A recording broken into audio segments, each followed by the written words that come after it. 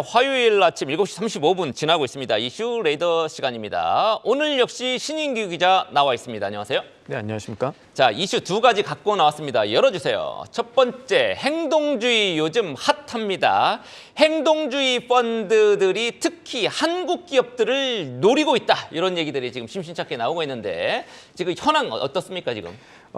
한국경제인협회가 보고서를 냈습니다. 그동안에 이 세계 추세 보니까 한국 기업들이 유독 행동주의 펀드들의 공격을 많이 받는다는 건데요. 실제로 데이터들을 보니까 이 글로벌 행동주의 공격들 기업 보니까 이게 미국이 원래 가장 많아요. 미국이 1등이고 그리고 캐나다, 일본, 우리나라 순이었는데 최근 5년 사이에 이게 좀 바뀌었습니다. 이게 미국 1등, 일본 2등인데 3등이 한국으로 급격하게 올라왔어요. 미국, 일본은 증시가 계속 최고치라도 찍었지. 우리는 네. 지금 지지부진한 상황에서 타깃만 내고 있네요. 지난 2019년이랑 비교하면은 거의 10배 가까이 한국이 행동주의 펀드들의 공격을 많이 받는 곳으로 조사가 됐습니다. 이 아시아권에 안 그래도 행동주의 펀드들 공격이 좀 집중돼 있었는데 그 중에서도 유독 한국이 공격을 많이 받는다라는 것들이 데이터로 나오고 있는 것이죠. 네, 지금 이렇게 행동주의 펀드들 공격이 이렇게 많다. 특히 국내 기업을 대상으로 이렇게 공격들이 많은데 우리 기업들 입장에서는 경영권 어찌됐든 방어를 해야 될 거 아닙니까? 여러 가지 그런 논의들 있어야 될 것 같은데 어떻습니까? 실제로 사실은 있나요?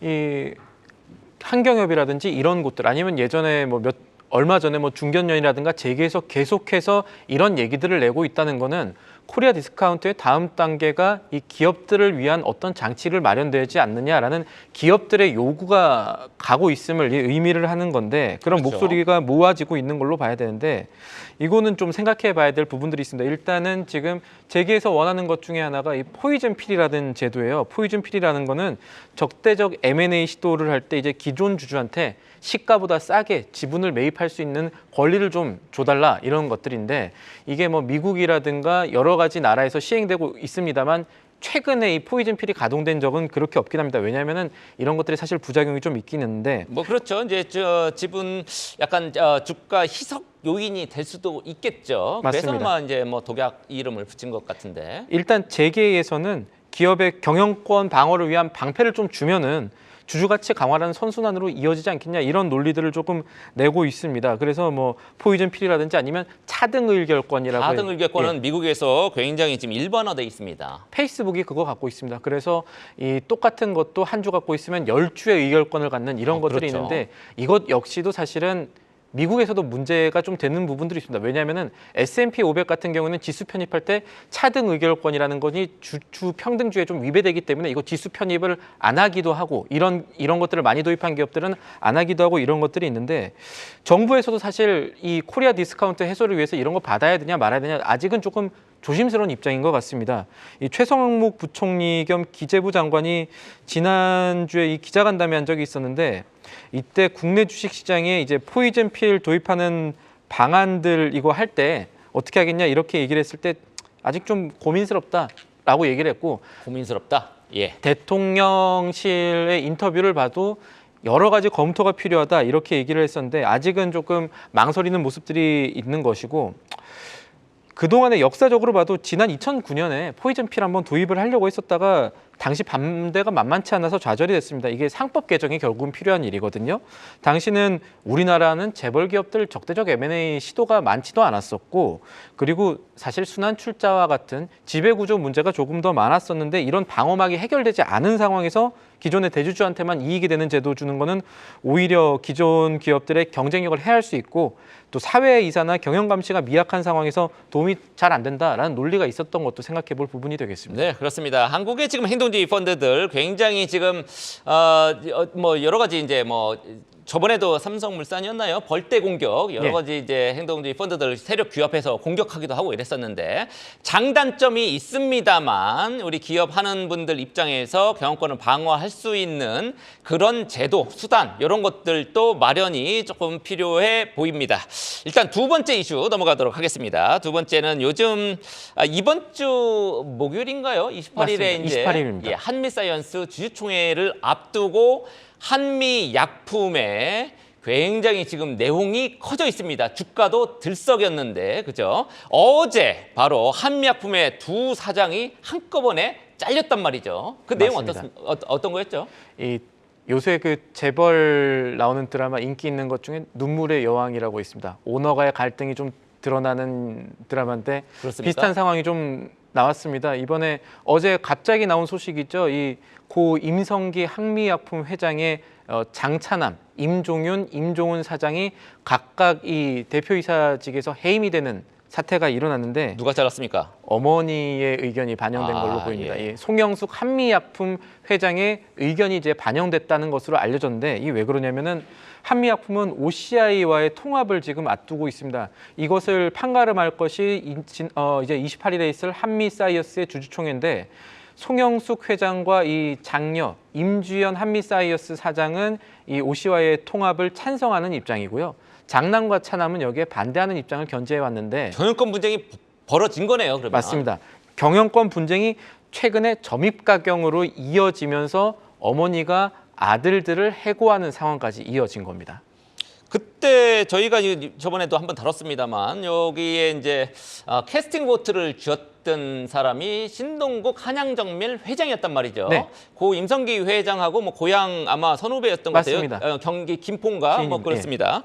그분은 이제 두 아들 손을 뭐 들어주고 뭐 그랬죠. 그러면서 상황이 조금 급박해졌습니다. 원래 보면은 이 두 기업의 통합이 이루어질 경우에 OCI 홀딩스가 한미사이언스의 지분 한 27%를 보유하면서 대주주가 되고 그리고 이제 송영숙 회장과 임주연 사장이 OCI 홀딩스의 주식 10.4% 보유하게 되는 건데 그러다 보니까 장차남 좀 소외된 것 아닌가 뭐 이런 얘기들이 좀 나왔었습니다. 이 7천억이 넘어가는 이제 딜이 나온 거고 사실은 이거 상속세 해결을 위해서도 좀 필요한 딜이다라는 얘기들이 있었는데 장차남들이 이제 반대를 하게 된 거죠. 원래는 반대하는 장차남들의 입장이 그렇게 중요하지 않았다가 아까 지금 앵커께서 말씀하셨던 신동국 회장이 장차남의 손을 들어주면서 그러니까요. 지금 차트 그림 보고 계십니다만 오히려 지금 OCI하고의 통합을 추진했던 송영숙 회장, 임주연 사장 측 지분이 오히려 적어지게 됐단 말이죠. 맞습니다. 28일 주총에서 자칫하다가 이거 통합 결렬되고 둘 임종윤, 임종훈 사장 잘랐었는데 역으로 지금 임주연 사장이 잘못하면 이렇게 날아가게 생기는 맞습니다. 이런 지금 현재 상황이 그렇습니다. 결과적으로 지금 관건 우리가 지켜봐야 될 거 그 기타 주주일 텐데 주요 기타 주주 어디가 있죠?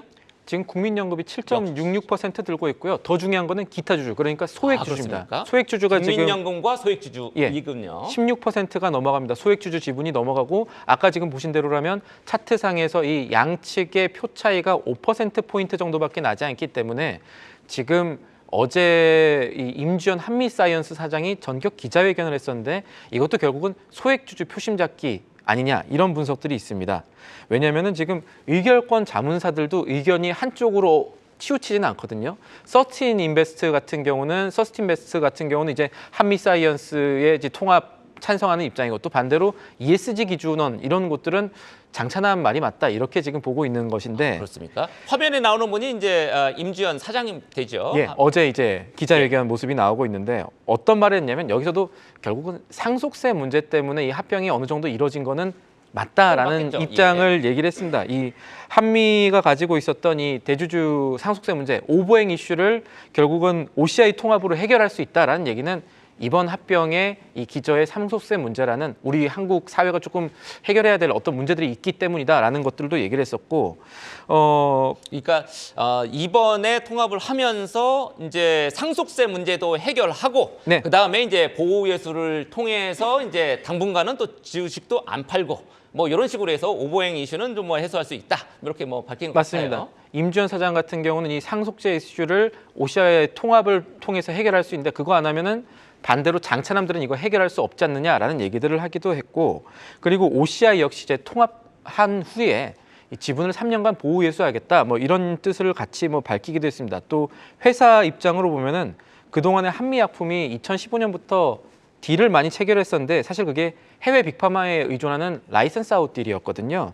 이게 사실 한미약품의 의지와 달리 많이 반환이 되거나 또 중단이 된 경우들이 있었습니다. 그래서 이 OCI 통합을 통해서 라이선스 아웃 없는 자체 계약을 좀 해보겠다라는 입장도 표명했는데 이런 것들이 결국 이루어지려면 28일 한미 사이언스 주주총회에서 지금은 소액 주주들의 표심이 어느 쪽으로 가느냐가 가장 중요한 부분이 됐습니다.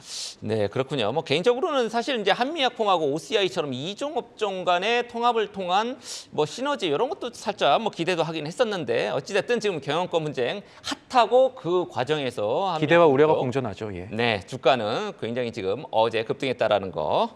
예, 지금까지 우리 신인규 기자와 함께한 이슈 레이더였습니다. 계속해서 다양한 경제 이슈를 알고 싶다면 구독과 좋아요, 알림 설정 부탁드립니다. AI 캐스터 권미정이었습니다.